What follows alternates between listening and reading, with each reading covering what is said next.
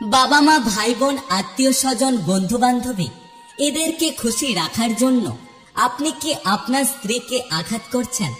তাহলে আজকের এই ভিডিওটা শেষ পর্যন্ত অবশ্যই দেখুন। বিয়ের পর বাবা মায়ের উপর নির্ভর থাকা উচিত নয়, কারণ তারাই তখন আপনার প্রতি নির্ভরশীল। একজন ছেলে হিসেবে আপনার উচিত তাদের প্রতি দায়িত্ব কর্তব্য পালন করা। তার মানে এটা নয় যে স্ত্রীর সুখটাকে কেড়ে নিয়ে আপনি তাদের দেবেন। অবশ্যই বাবা মায়েরটা বাবা মাকে দিন, আর স্ত্রীরটা স্ত্রীকে দিন।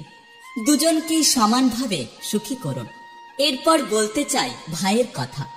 ভাই যতই ভালোবাসুক না কেন, স্বার্থে আঘাত লাগলে প্রাণের ভাইও আপনাকে চিনবে না। নিজের সংসার হলে সে আপনার মতো ভাইকে সেকেন্ডের মধ্যে ভুলে যেতে পারে। তখন তাদের আলাদা সংসার পাতার জন্য আপনাকে সে হঠাৎ করে একদিন বলতেই পারে যে আমি আমার সংসার নিয়ে আলাদা থাকব। একসাথে থেকে আমাকে এই সংসারে বেশি টাকা দিতে হয়। সব থেকে বড় কথা হলো, ভাই যতই রক্তের সম্পর্ক হোক না কেন, তার ভালোবাসা কতটা খাঁটি সেটা বুঝতে পারবেন যখন আপনাদের সম্পত্তি ভাগাভাগির কথা উঠবে। আপনার ভাগে 1 ইঞ্চি বেশি আসলে বুঝে যাবেন ভাই আপনার কতটা আপন। এরপর বলতে চাই বোনের কথা। সে তো বিয়ে দিয়ে দিলেই পরের বাড়ির বউ, তাই তার কাছ থেকে কিছু আশা করাটা বোকামি। সে যে আপনার পাশে থাকবে এটা ভুল। তবে বেশিরভাগ ক্ষেত্রে বোনের সাথে সম্পর্ক টিকে থাকে। যদি বলি আত্মীয় স্বজনদের কথা, এরা তখনই আপনাকে স্মরণ করবে যখন আপনার মানিব্যাগ ভর্তি থাকবে বা যখন আপনাকে তাদের প্রয়োজন হবে। যদি বলি বন্ধু বান্ধবীর কথা, যতদিন ট্রিট নামক ভালোবাসা ঢেলে দেবেন ততদিন আপনার কাছে তারা ছায়ার মতো থাকবে। আর বাকি রইল স্ত্রী। আপনি তাকে সম্পূর্ণ উজাড় করে ভালোবাসুন।